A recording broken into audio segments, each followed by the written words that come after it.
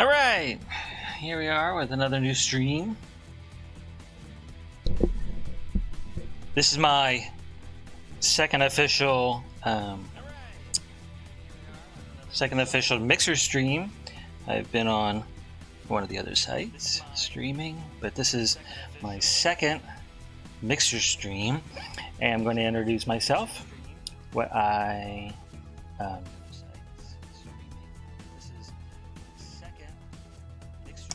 I do is I'm an artist, as you can see from my intro video. I draw manga, all kinds of stuff.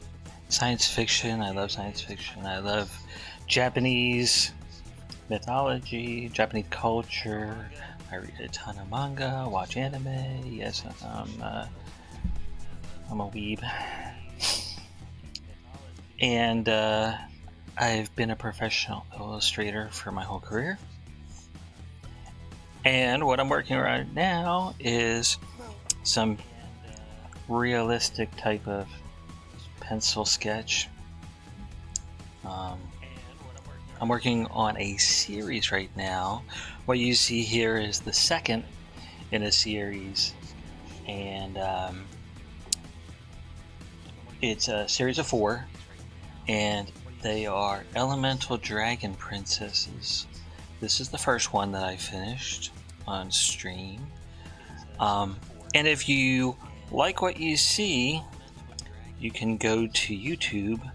The videos, all the VODs, are going to be uploaded to YouTube. The ones featuring this beauty have been uploaded to YouTube. Just cleaning it up a little bit. I need to put some fixative on it. And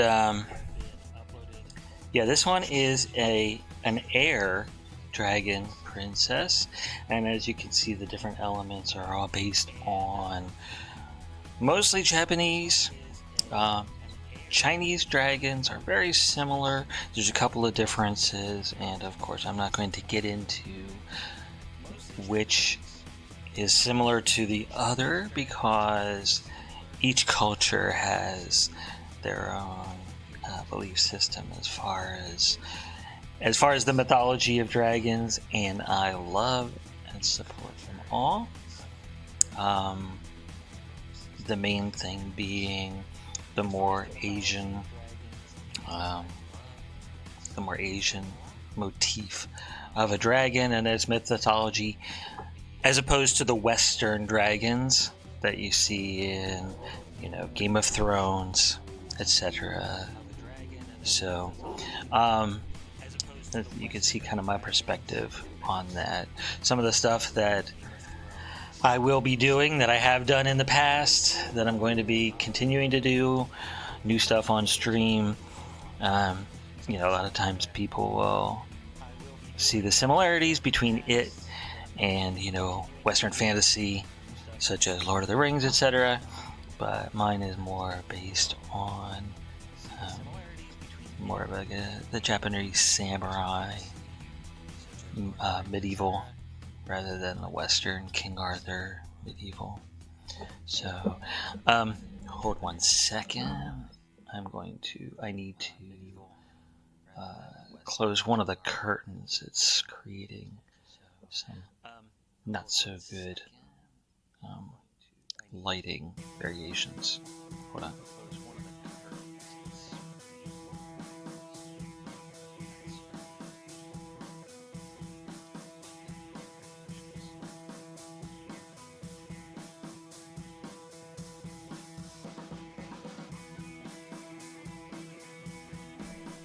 Okay, I'm back. Sorry about that. Had to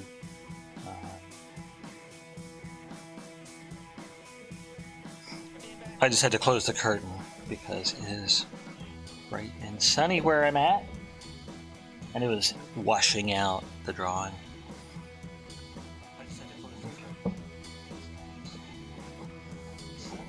So what I'm working on here, let me just go over everything. I go over it all the time, just so that anybody tuning in will know. This Strathmore sketch paper. and it has a really good tooth on it. It's roughly equivalent to like it's not exactly cold press. Cold press is more like, you know, like a very cold press is often a lot like hot press watercolor paper, but it's not hot press either. Plate. It's not a plate paper.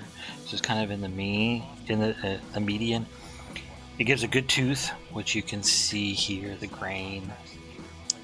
I'll show you if it, I don't know if it's going to try an auto, but you know, it gives a good grain, like in here, and all the shading, but it still gives a nice smooth surface. So, and then I use a 2mm pencil. It's a mechanical pencil, it's an old school mechanical pencil. I use it for a number of reasons. Number one, I can really easily switch. When I sketch, I use a lot of graphite, and so it's really good because I can buy it kind of in bulk, and it doesn't waste any trees. And the lead holders, the 2mm lead holders, last virtually forever. One of the lead holders that I use was my mother's, who she majored in fashion design, and so it is very, very old. The lead holder, I think, is like from the 50s or 60s. I don't know where she got it, but it's been growing up. I've had it, and you can tell it looks like it's definitely made in definitely old. So it lasts forever, and so I can use it for 10, 20, 30 years, however long, and don't waste any wood. It's definitely more ecologically friendly.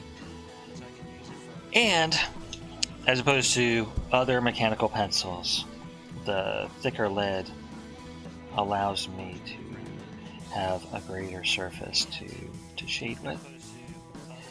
I use these kind of smudge sheets to make sure that when I'm shading up here, my hand is not smudging down here. So let me flip this over. When I work, I tend to move the paper around so that way it doesn't, it's a lot easier to get a good steady stroke from it. So, all right.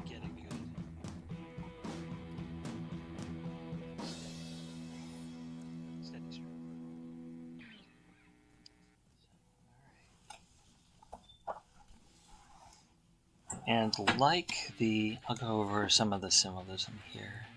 Like this one, which has kind of a, the air motif. I like to have a bit of the symbolism in there. Just instead of just, oh, here's a dragon. So there I have the air in the background. And with this one, has a little bit, different shaped ears, almost following like a koi. Different little dorsal fin than on the other one. Definite fish body and tail with swirls of water, and of course the typical or standard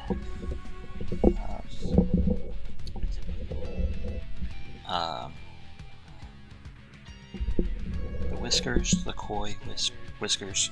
Sorry, adjusting my mic there. Alright. And then, last but not least, the kneaded eraser.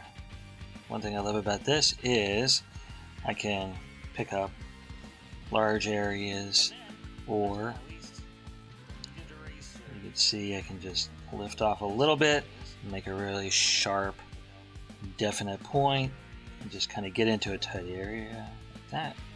Lift off a little bit. So if you're ever interested in doing this kind of work where you want to make sure everything stays clean, then definitely the tools that have been used for years are there's a reason that they use them for years.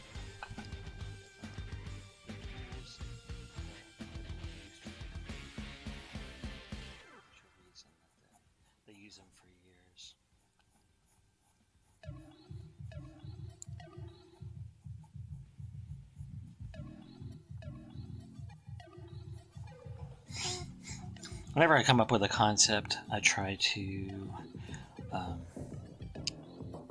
kind of look at the overall effect. What I want for this is lots of flow, lots of swirls.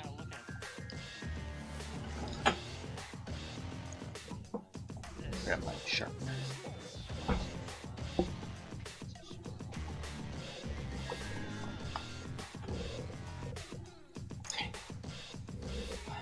This is the companion to the 2mm lead. It sharpens, and again, because I don't have any wood casing, kind of non-destructive to the environment.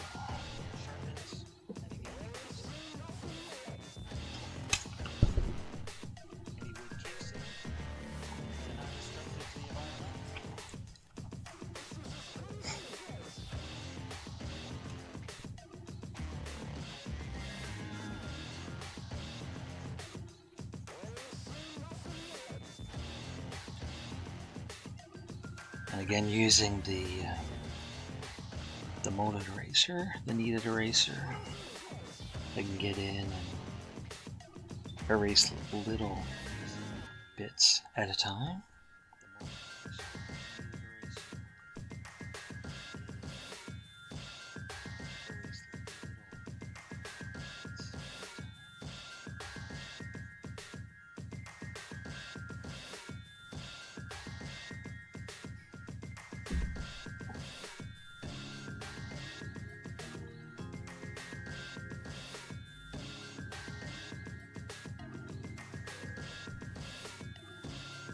For the air dragon, I made dark hair, and for this one, generally speaking, mermaids in really all mythologies have kind of had like a kind of a dusky look about them until Disney westernified it, or westernized, however you want to say. It should be westernized. And made Ariel be a little white girl. In traditional mythology, while sirens were very beautiful, the mermaids were often quite monstrous. So, kind of going with that motif, want to make her a little bit dusky, even if she's not particularly hideous as far as her features. Make her not look very demonic or like a sea monster, but keep her alluringly beautiful, like a siren. But also, she's a dragon, so of course she's going to have a certain amount of beauty. And again, going by the Japanese, Chinese dragons, which are very graceful and very beautiful and very strong. So pull some elements from all of those, and these dragons come from koi.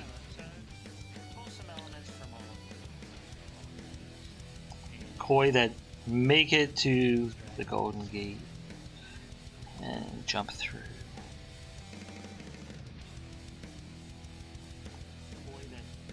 Which, of course, was an oversimplification, but that's kind of that more the premise that I'm going by, instead of the standard, hatched from eggs and looking like giant lizards.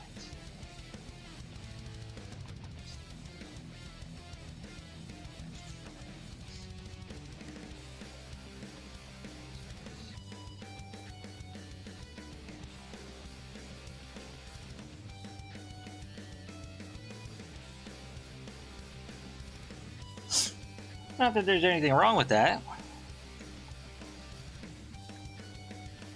Some of my favorite animals are reptiles born from eggs that look like, or actually in fact are, lizards.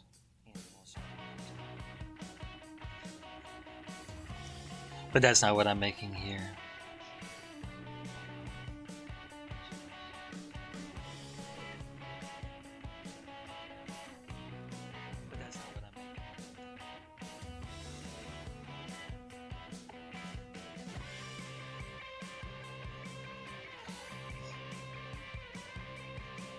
And I apologize if the camera is off.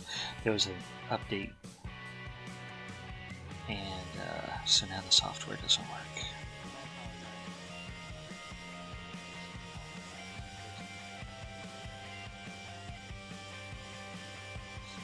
The camera software, so it's a little bit off. I can figure out if there's a hack for it.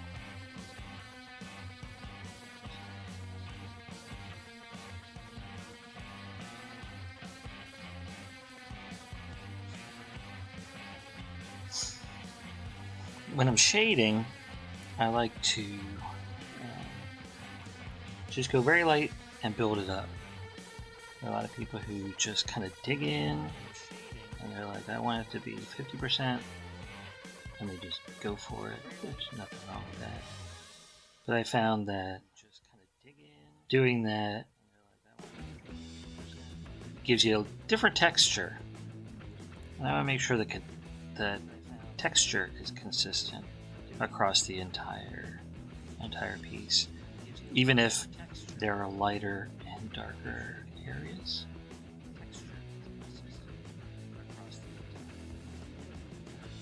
That way the texture doesn't make anything stand out. What stands out is a lighter area on a darker area. Let the values speak for themselves and show you what I hope you do see in the picture.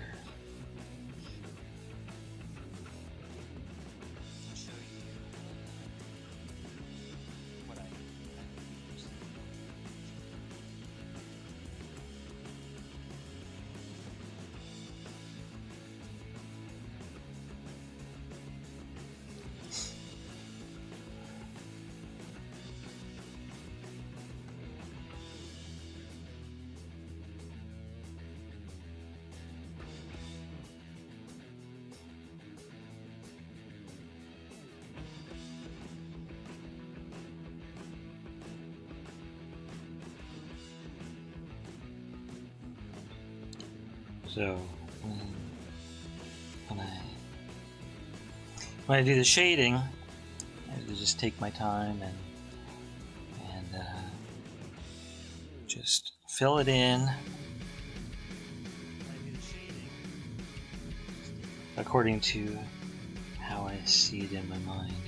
And that sometimes evolves. Sometimes it's, I change the shape of an element, or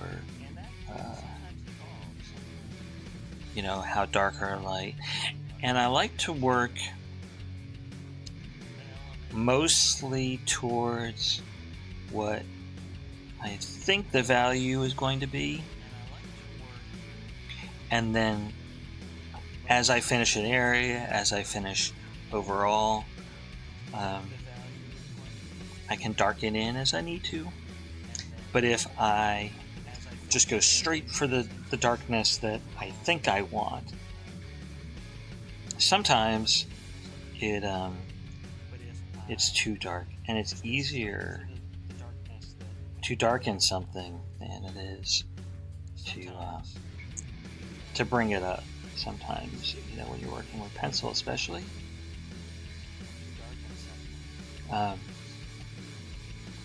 The pencil tends to kind of stain the paper in a way, and sometimes it's really hard to get it up. Like, it's really difficult if I made a mark to get it back to as white as it is if it was untouched, without ruining the integrity of the surface, just because the paper is made out of fibers, and the more I have to grind on it, rub it, sorry about that, the more I have to rub on it is it kind of changes the structure of the surface that I'm trying to work on, and so you can end up getting more texture, or smoother. Generally, you'll get more texture. So.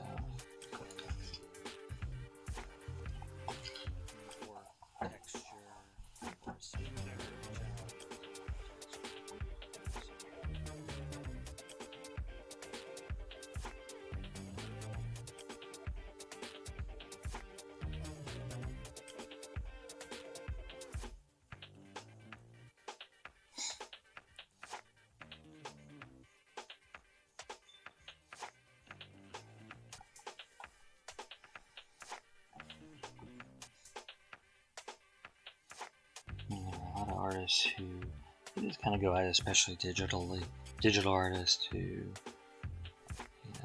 they keep the canvas where it's at, and they just play around with it. Every time they make a mark, make a curve,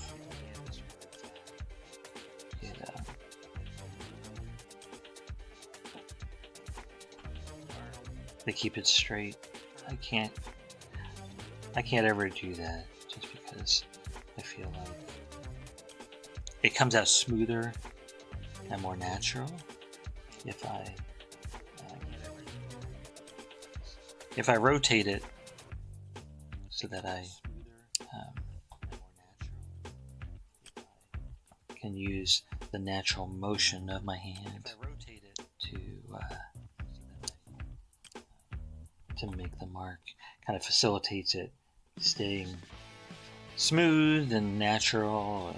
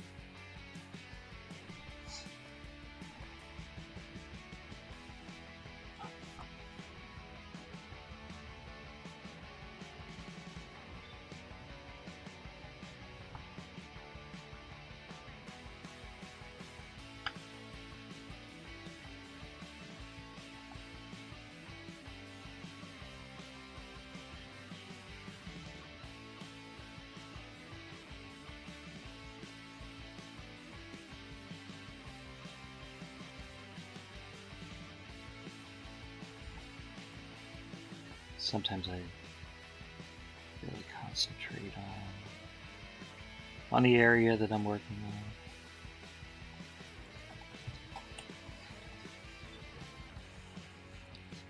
Trying to get a good flow from it.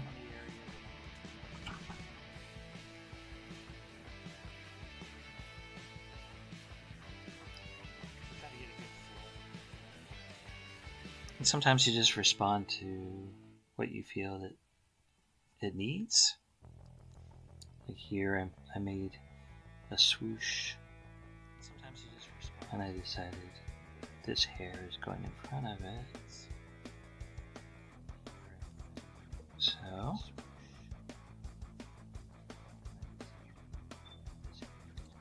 you just change it up to make it appear really natural. And this hair is going behind the ear. And then this hair is going down behind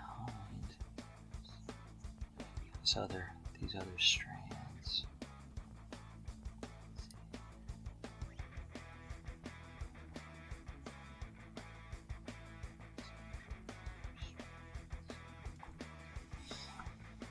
And then the trick is to just make sure that everything stays flowing and smooth. And make it look like it's being. The trick is to just make sure that everything stays flowing. Kind of following the currents of the water, since it's all based on water. It's a water dragon.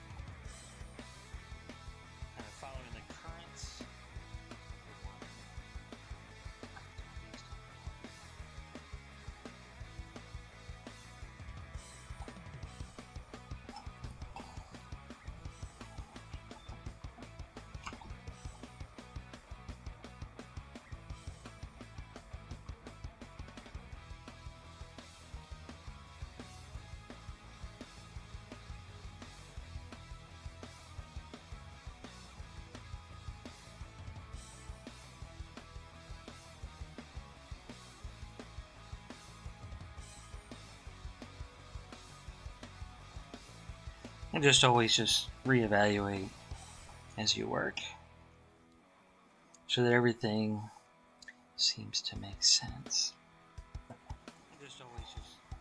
Everything seems to kind of support everything else. So nothing, if something's going to stand out, it doesn't stand out in a bad way. Everything stands out in a way that you feel is going to support your artistic vision.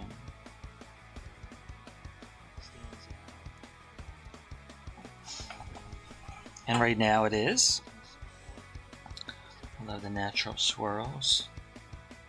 It kind of makes me feel like something is going on here naturally, flowing in water.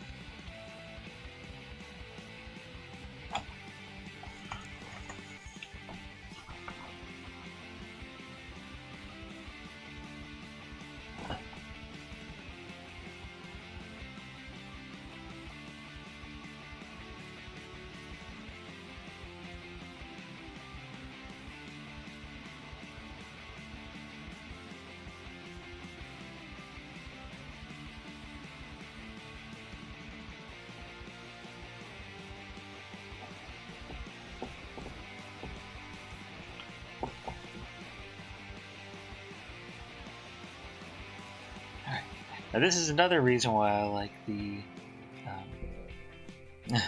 kneaded eraser right here. I have it a little dark, so I can just tap at it. I'll just bring up the level a little bit so it's not so dark.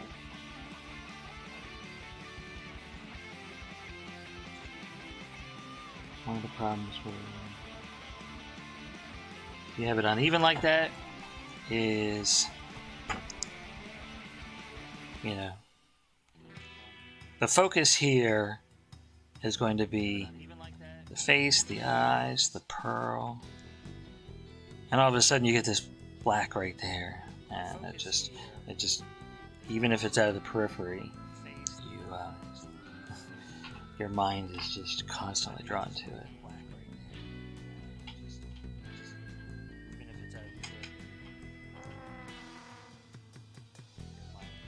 So you just lighten that up a little bit. Oh, I hear my cat off camera playing with stuff. Hey, beautiful. What you playing? She's the love of my life. Alright, so I think I'm going to wrap it up for today.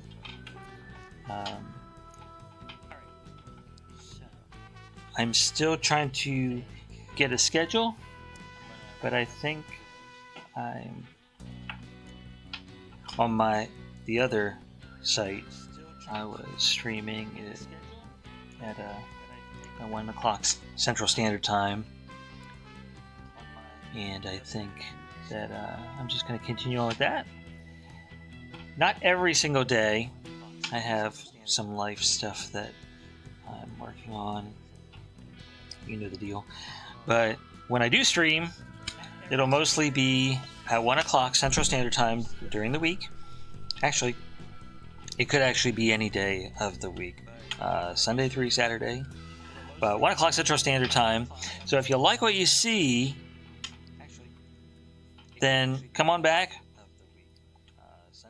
Follow the channel. And, you know, just check it out. Just come and hang out. Just say hi and chat. And, you know, if you follow, then you get a notification. Also, my social media are in the info, my channel info, so check it out. It should be like right down there somewhere. And it also has my YouTube. So if you want to watch these on YouTube, then check out my YouTube channel and follow me on YouTube, follow me on Twitter, follow my Instagram, and I will post notifications on. I usually post my advanced notifications saying when I'm going to be going live on Twitter, and I usually post stuff that I worked on Instagram. So go and check it out. Both of those are Pink Eraser Draws, not Pink Eraser.